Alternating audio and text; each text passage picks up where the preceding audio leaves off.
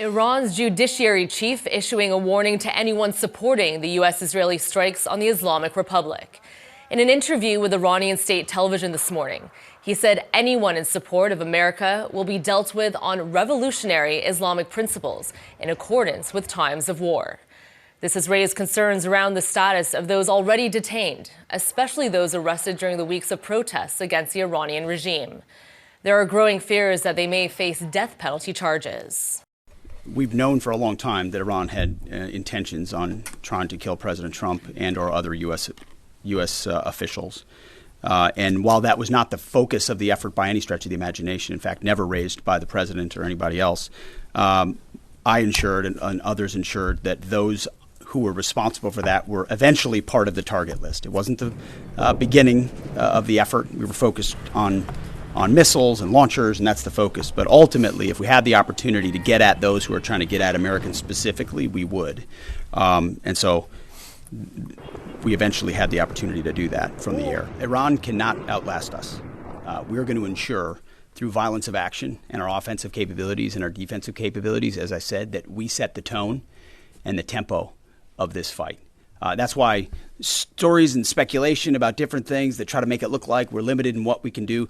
The only limits we have in this is President Trump's desire to achieve specific effects on behalf of the American people. And that's why we don't talk about, you can say 4 weeks, but it could be 6, it could be 8, it could be 3. Ultimately, we set the pace and the tempo. The enemy is off balance, and we're going to keep them off balance. And we know their ability to shoot versus our ability to defend. That difference gets wider and wider every day. Our defense gets better. Their offense capabilities diminish.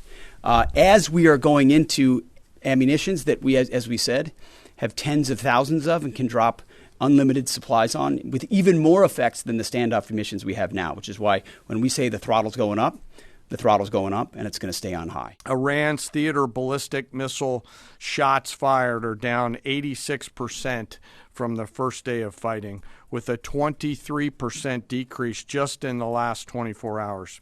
And their one-way attack drone shots are down 73% from the opening days. Progress has allowed CENTCOM to establish localized air superiority across the southern flank of the Iranian coast and penetrate their defenses with overwhelming precision and firepower.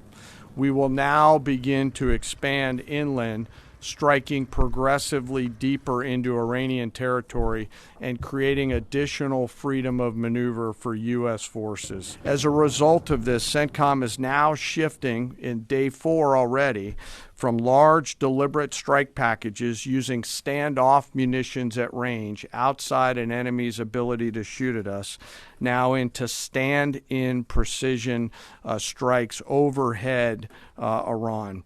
As the Secretary said, this is a point of munitions transition from standoff munitions to stand-in munitions like joint direct attack munitions, which are GPS-aided free-fall weapons, and other things like Hellfires, etc. Jordanian air defense crews recently intercepted a cluster of Iranian one-way attack drones headed to Amman. Bahrain's air defense forces shot down an inbound drone approaching Manama's maritime infrastructure, protecting both their population and critical shipping lanes.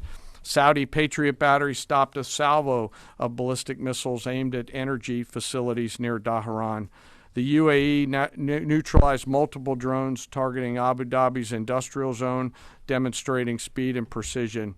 And Qatari fighters for the first time have shot down 2 Iranian bombers that were en route to their location.